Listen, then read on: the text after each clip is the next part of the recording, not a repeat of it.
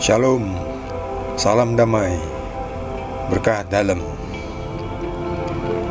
Kita lanjutkan dengan Injil Markus bab 14 dengan judul perikop penetapan perjamuan malam.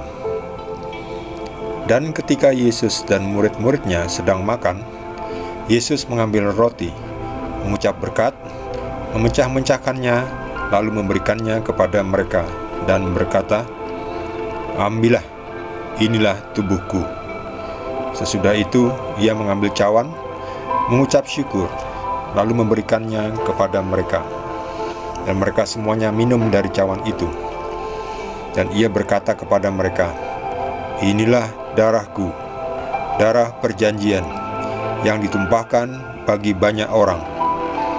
Aku berkata kepadamu, sesungguhnya aku tidak akan minum lagi hasil pokok anggur sampai pada hari aku meminumnya, yaitu yang baru dalam kerajaan Allah." Demikianlah sabda Tuhan.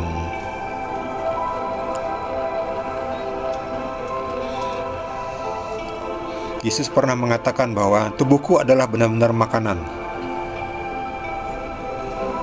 darahku adalah benar-benar minuman.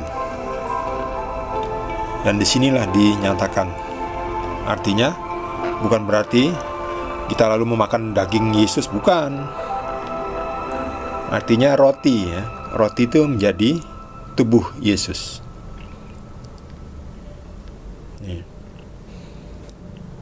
Inilah tubuhku. Jadi Yesus memecah-mecahkan roti.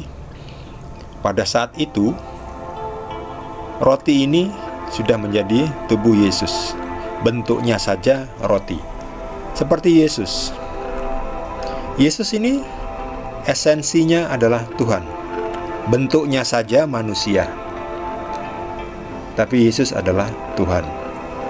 Demikianlah roti ini menjadi tubuhnya, tubuh Kristus, tubuh Yesus. Bentuknya roti. Demikian juga cawan. Cawan berisi anggur. Anggur kan berwarna merah, yaitu sudah diubah menjadi darah. Darah Yesus.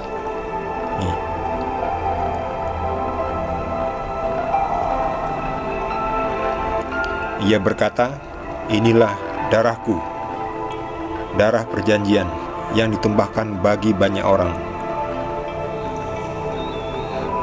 Jadi ini adalah kurban Yesus Kristus, yang mana nanti setelah perjamuan makan terakhir ini, Yesus akan benar-benar menjadi korban.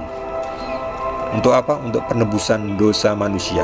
Dan tidak perlu lagi ada lagi korban-korban sembelihan yang lain, seperti korban sembelihan kambing, sapi, domba, dan lain-lain, ya. Seperti waktu dulu Abraham mempersembahkan Ishak untuk dikorbankan, disembelih, tapi Tuhan menggantikannya menjadi seekor domba. Sejak saat itu banyak sekali korban, ya, penyembelihan korban. Setelah Yesus mengorbankan tubuhnya sendiri, dirinya sendiri, itu sudah menjadi kurban sempurna di hadapan Tuhan.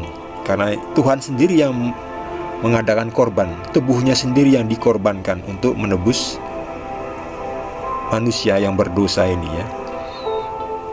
Karena upah dosa itu maut. Harganya mahal untuk ditebus. Tidak bisa kita lakukan dengan perbuatan baik kita, ya. Tidak cukup, ya. Harganya terlalu mahal. Dan hanya bisa dibayar oleh darah Tuhan sendiri, tubuh Tuhan sendiri yang dikorbankan, ya, yang disalib nanti. Penderitaan Yesus itulah yang menjadi pembayar bagi dosa-dosa kita.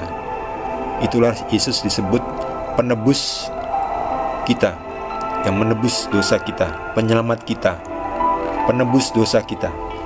Kita tidak bisa dari usaha kita sendiri untuk menebus, membayar dosa-dosa kita.